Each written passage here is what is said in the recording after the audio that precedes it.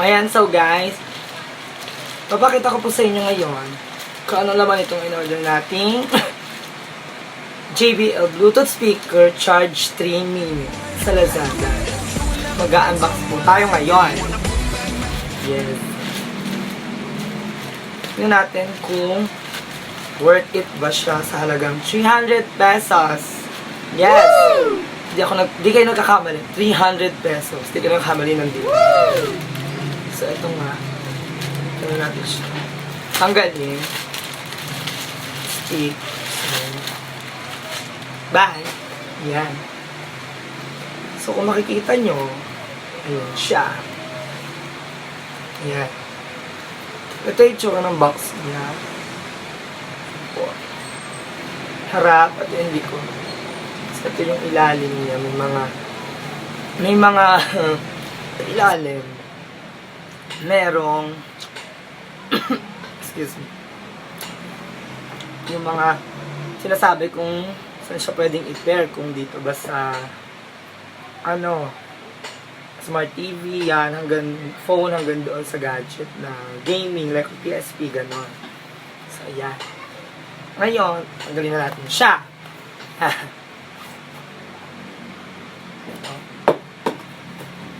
Ito po yung laman niya. Susunod, second box. Sa loob, yun lang.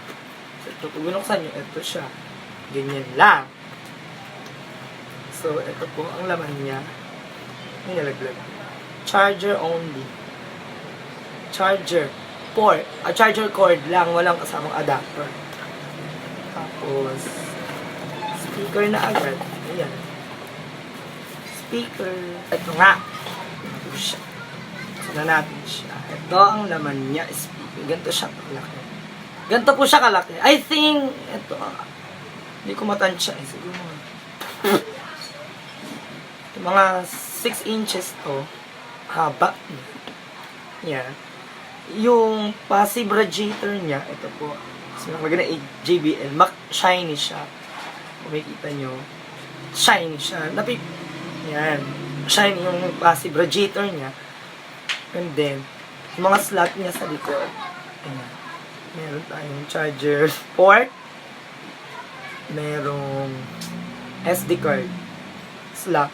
And then, USB for flash drive, or pwede nyo yung gawing charger yan ng phone nyo. Tapos ito, on-off switch, power switch. Tapos dito sa, ito yung dulo, LED indicator. Nga, ang in-order ko is ito, color black.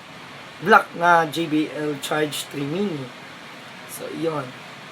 Tapos dito sa ibabaw, nakalagay yung M, meaning menu or mode. Nandito yung FM mode or Bluetooth mode. Yun. Then, ito pong gitna. Ayan. Nakalagay yung volume up and volume down. Ayan, dyan siya nilalakas. And then, play, pause button. Ayan. Ayan po. So, guys, ayan, maganda. Yung casing niya, matigas siya. Like, parang matigas na plastic siya. Walang rubber. Ito, yung stopper niya, ito, yung baba. Ito lang rubber sa kanya, ito. Yan. Yan. Yan, guys. So, ito. So, kumuha ko ng power bank para matesting natin yung charging ng speaker. Ng JBL speaker, Charge 3 Mini. So, yan. Pakita ko sa inyo. Ipapasok natin ngayon tong cord ng charger dun sa port. Yan, so pasok na. Ayan. So, makikita nyo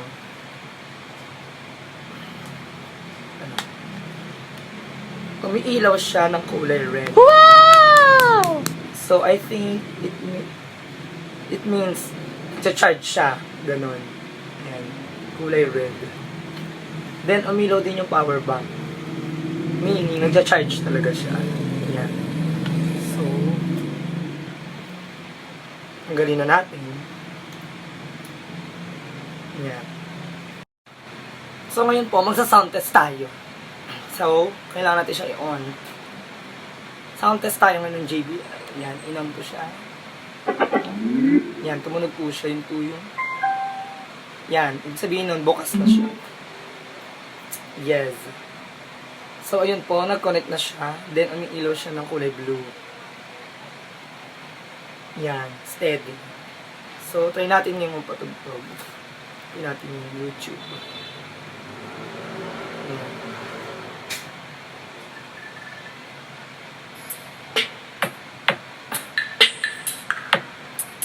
So, ayan. Tunog mo.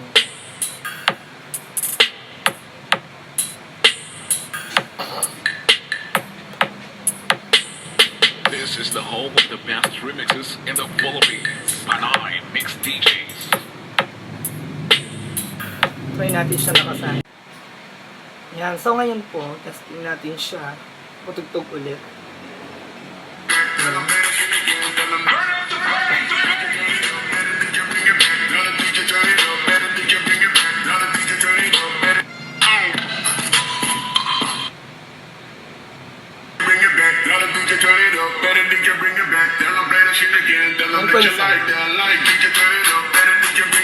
Ano yung sound niya?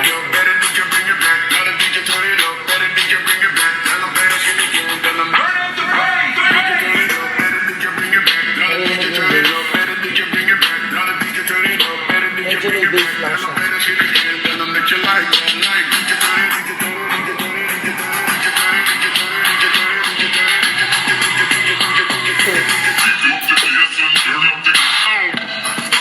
So, ayan guys. So, yun nga guys. Ang ingay. Sorry guys, may hindi masasakit. So, nalaman na natin ngayon kung ano ang tunog ng JBL Charge 3 Mini na nabili ko sa Lazada sa halagang 300 pesos. Yan. So, i-rate ko siya as 4 lang. Kasi, hindi siya kagaya talaga ng original na clear yung sound niya. As in, sound surround. Kaya 4 lang.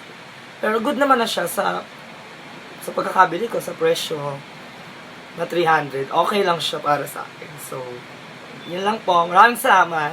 And thank you for watching.